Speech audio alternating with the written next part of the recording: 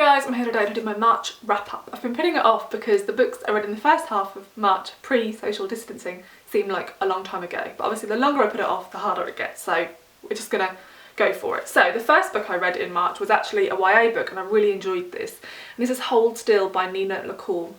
I read one of her other novels last year called We Are Okay, and I really enjoyed that. And when I saw that another one of her novels had been published with this beautiful cover design, I decided to pick it up. I'm really sad because I think she has 2 or 3 other novels and they do not have this cover design, so somebody needs to resolve that because it breaks my heart. Anyway, this book follows, let me check, Caitlin. Caitlin's best friend Ingrid commits suicide, and the book opens with Caitlin trying to recover from that, trying to move on from the fact that she had no idea that's how her best friend felt. And very quickly into the novel she finds a diary her best friend left, which she thinks her best friend left with the intention of her reading and understanding why she did what she did. And so this book is about Caitlin trying to move on, the new friendships and relationships she builds, the new people she meets, and how she handles her grief through knowing her best friend more than she did when her best friend was alive. This is super sad. I cried like 4 or 5 times. I read it in one go. I found it really readable, really emotional, and yeah, I really enjoyed it.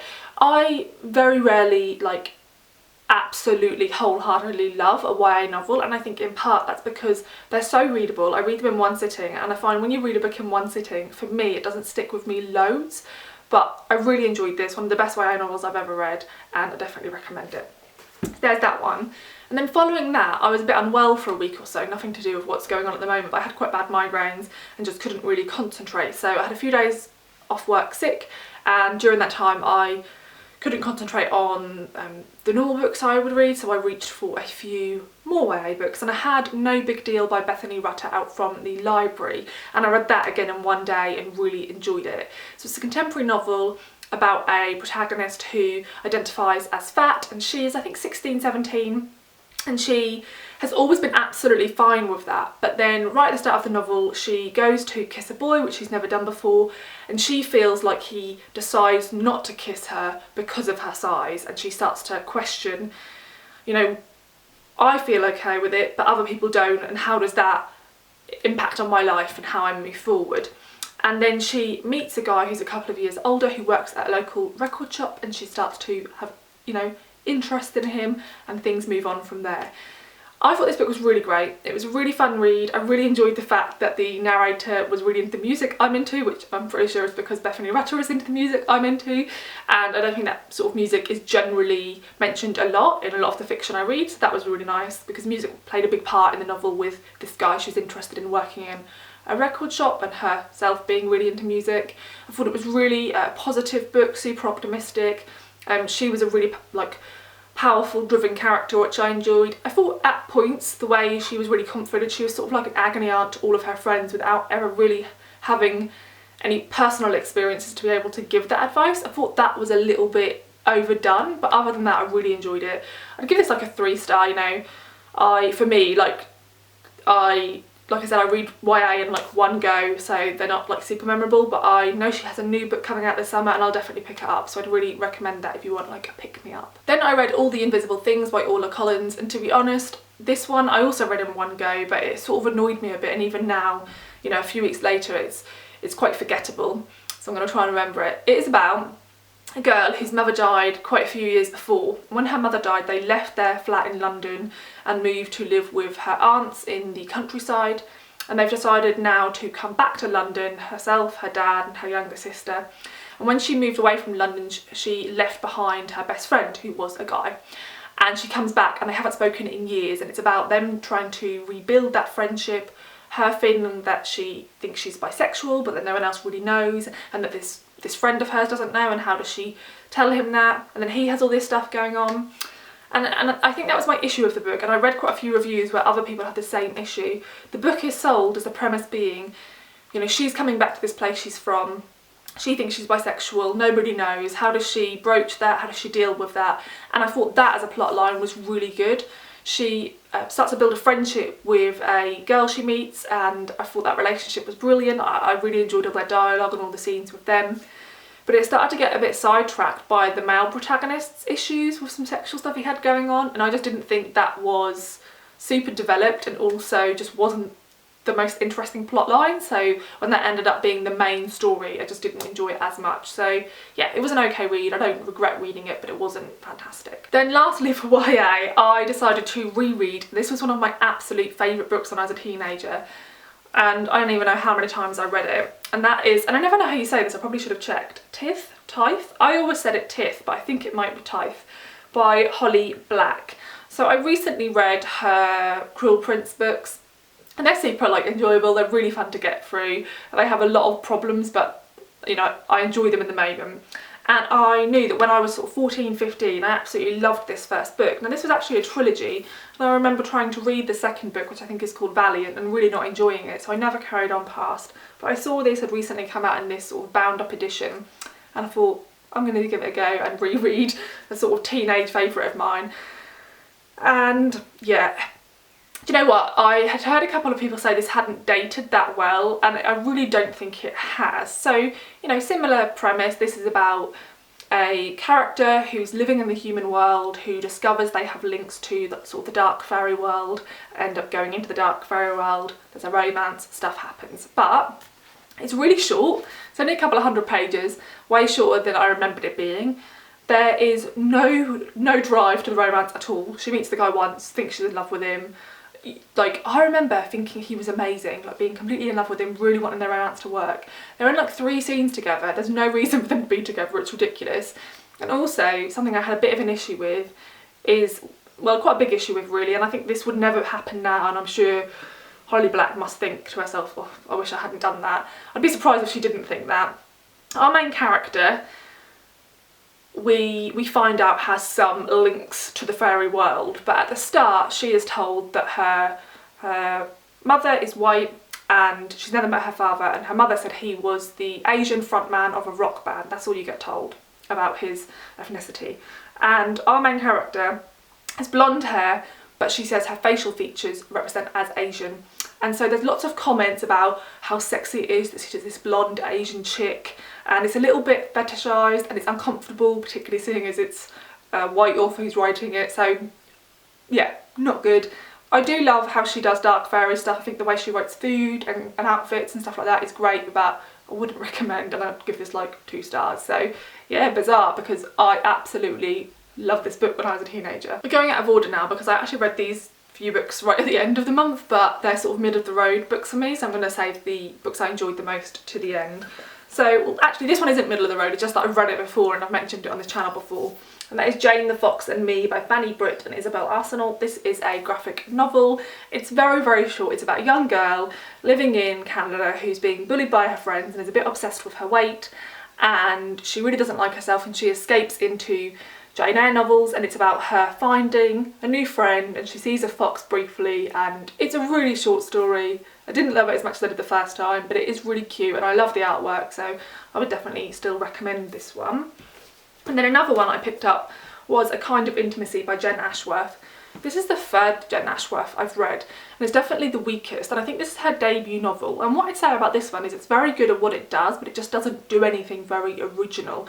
It's one of those books you read and you're like, yeah, good solid book, but like nothing other than that. And I think that's fine for a debut novel. Like, not every debut novel has to be like blow your mind. Absolutely fantastic. So this is about a young woman called Annie, who I think is like late 20s, and she has recently moved into a new house in this sort of quiet suburban area. We are aware that she was married, but something has happened to her husband. We're not really sure what, and it's very clear from the start that she is odd. And as the novel progresses, you realise that maybe odd isn't the right word for it. She becomes very obsessed with the man who lives next door.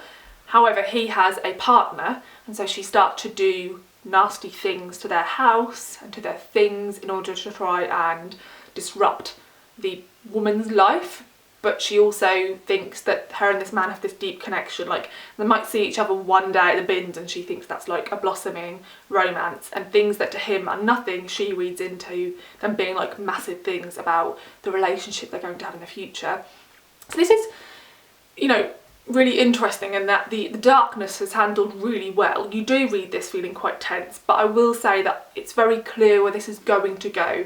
Like, things are revealed, the things that are revealed are like, fair enough, they were what I was expecting, and the way it ends up was how I was expecting. So it was all done really well, but none of it was super shocking or like really well handled. So yeah, I'd give this 3 stars. I wouldn't not recommend it, but you know, there is better Jenn Ashworth novels to read, so I'd probably go for them instead. Then talking about another author who I've read books by before, I listened to Remarkable Creatures by Tracy Chevalier on audio. I listened to a single thread in February and I loved it, and so I decided to carry on, and sadly I didn't enjoy this one anywhere near as much. So this is about Mary Anning, who was quite a famous archaeologist. She found lots of fossils, and many of the fossils she found were then sold on to men who said that they had found them. So they'd never named her as the collector, and it wasn't until many years later that she was, you know, celebrated and known as the collector of all these really important fossils and artefacts. And this book follows her somewhat imagined life. I think this is built on some factual stuff, but Tracy Chevalier has imagined this story. So we follow Mary Anning from being a very young girl. She lives on the south coast, very near to the beach obviously, in the early 1800s, and she is struck by lightning, so people in the village already think she's odd, and then she becomes even odder by being, you know, a woman who is always on the beach by herself collecting rocks, is what other people view it as. And this story is told from 2 perspectives, one being Mary Anning and one being another woman whose name I should remember but don't, which I think is quite telling. This other woman moves to Lyme, that's where it's set.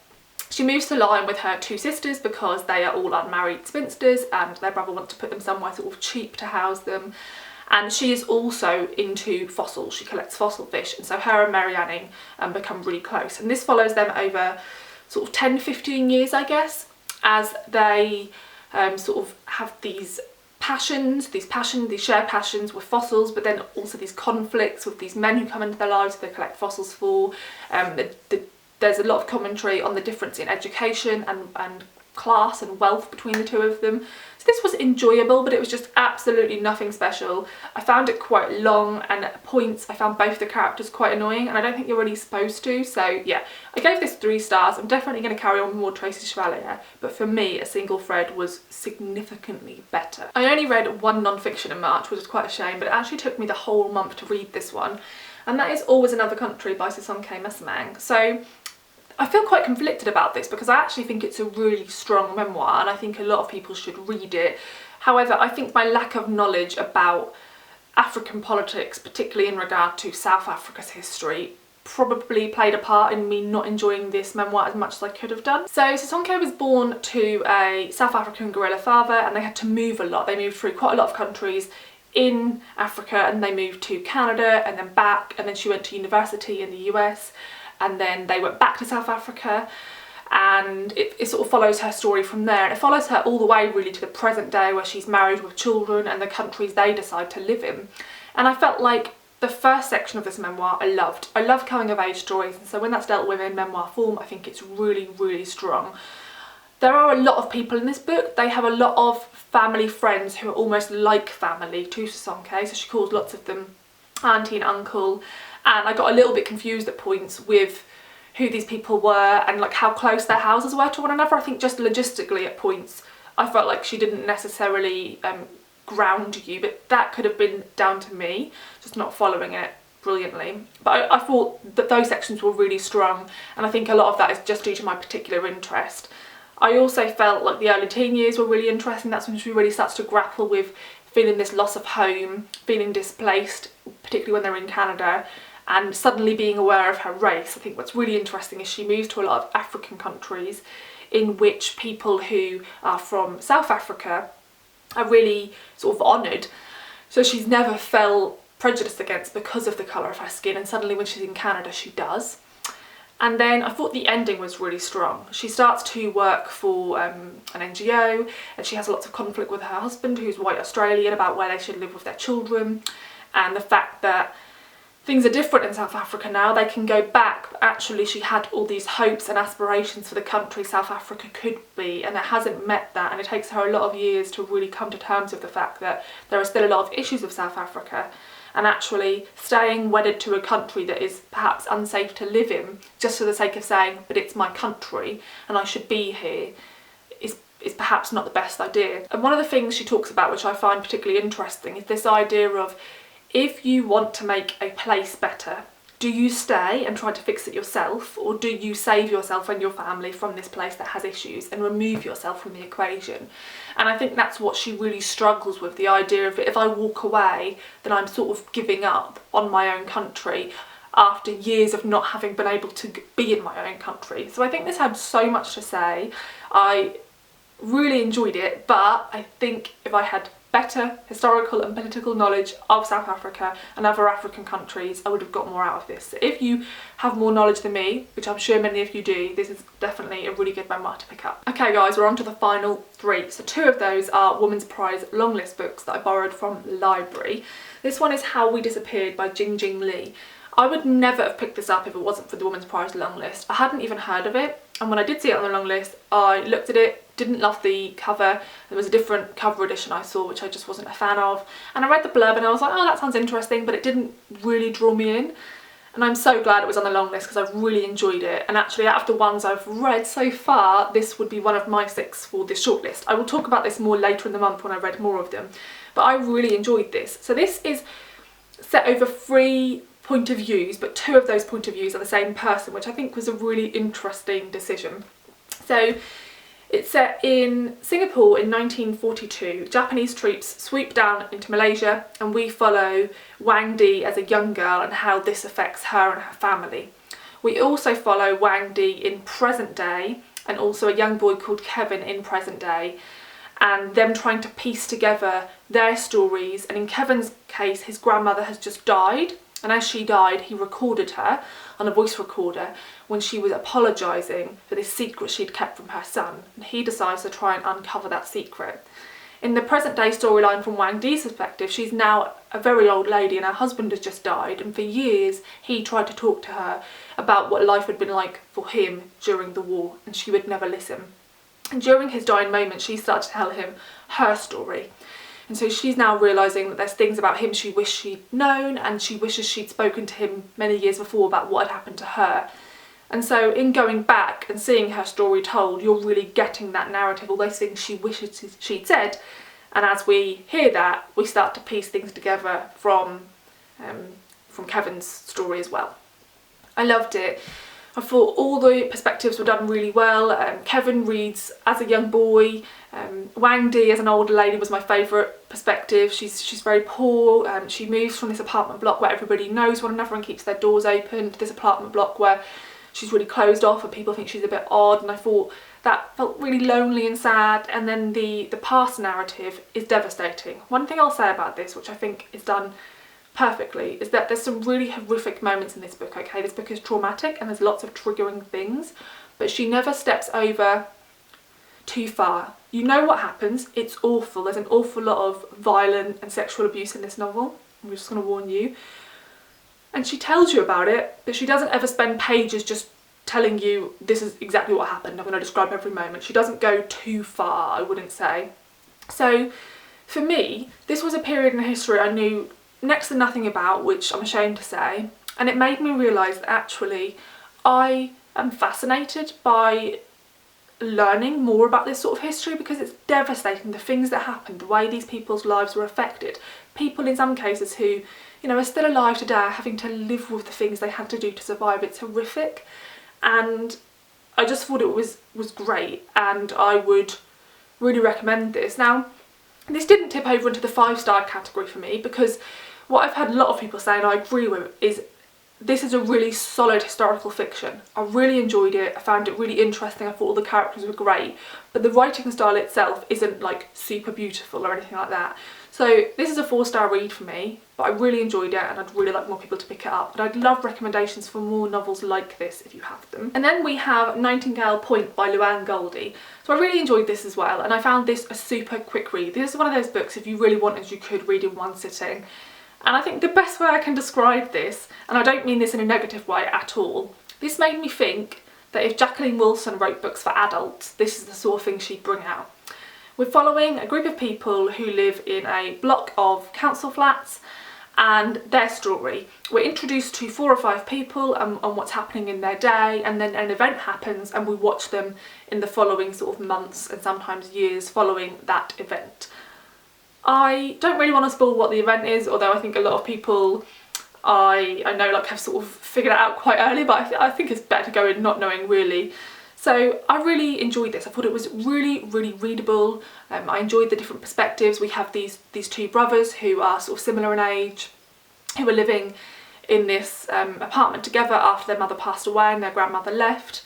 And one of them is slightly older, he's in his early 20s, and he is struggling because his girlfriend has recently broken up with him and he thinks she's gone back to live with her mother.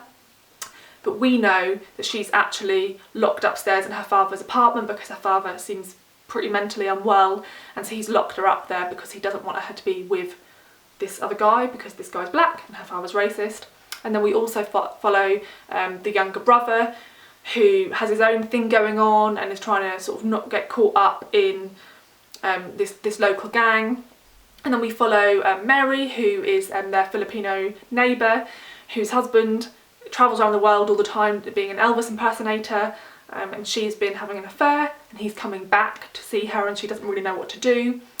And then we also follow Pamela, who's the girl in the apartment. And then my favourite character was Elvis. So Elvis is a man who's recently moved into one of these apartment blocks because he lived in sheltered accommodation because he has learning difficulties.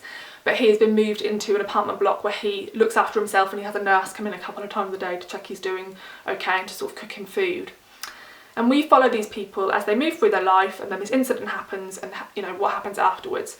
It's quite difficult to talk about this without talking about the incident, but what I will say is it's really readable, it's a really fast read, there's a lot of warmth in here, and there's a lot of points that made me really smile. I really liked the relationships that develops between Elvis and the brothers. I thought that was really beautiful. For me, the weakest parts of the novel were Pamela's parts. I thought she was a little bit of a cliched character, and also an issue I had with this novel, which was never discussed, is that Pamela is 16 years old and she's still at school, and Malachi is 21? Yes, 21. And they are having this relationship together. And it's just romanticised. It's never really discussed very much at all about the age difference.